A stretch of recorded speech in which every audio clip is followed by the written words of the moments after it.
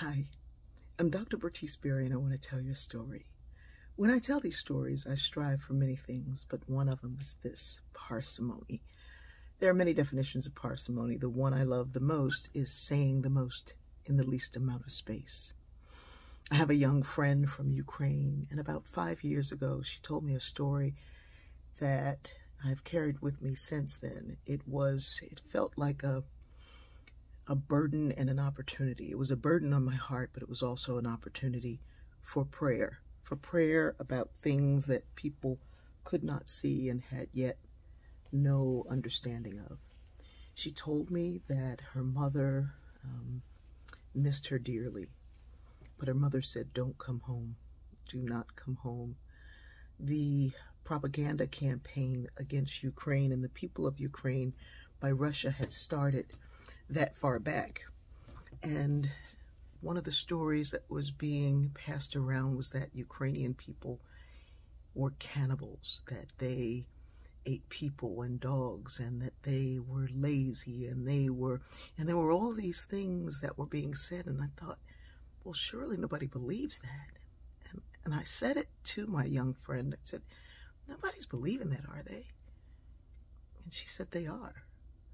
And she told me that their inflation was so high and the amount of money that they could make monthly was so low that people were barely making it. This was 5 years ago. And now we're becoming aware of what that propaganda does and how divisive and how you can steer people in the direction of war once you have fed them these lies about another group of people. We are not so far from that here in the United States and in other parts of the West. The stories of Justice Brown Jackson being somehow involved with, this ring of pedophiles and the things that are just so unbelievable. You're like, well, nobody's going to believe that. But yes, there are people who do. There was a story that went around here, even in Savannah, that there were pedophiles under the dome.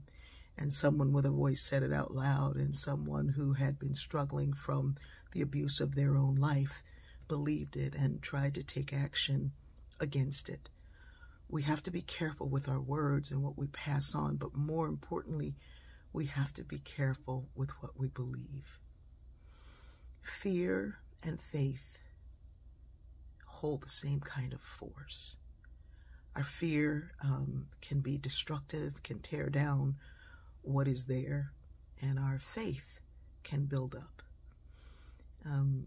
It has the ability to restore and to renew. Believe, according to Marcus Borg, is not so much about what we do in our head, but what we do in our hearts and in our relationships. He said to think of the word believe like beloved.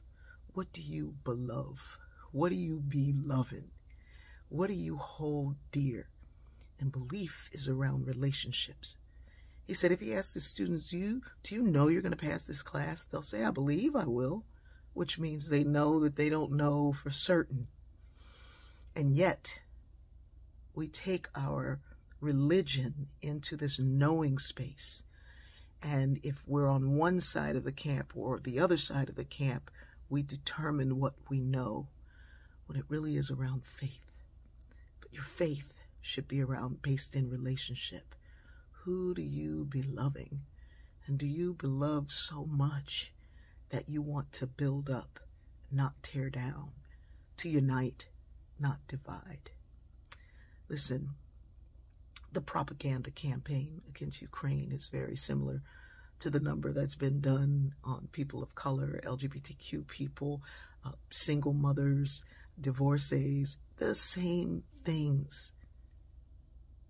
And at some point, you're going to be the blonde woman in the joke. If we stand together, we stand and be loving one another, nobody can take us out. But I'm going to tell you one more thing. I don't need everybody to get this. Just that critical mass. It's 10% of wherever I am and whatever I'm doing. If there's 10 folks and I'm the one be loving, then I'd have the power to restore. Use your power wisely. Get out of your head and into your heart and feel the truth. And then spread that. I love you.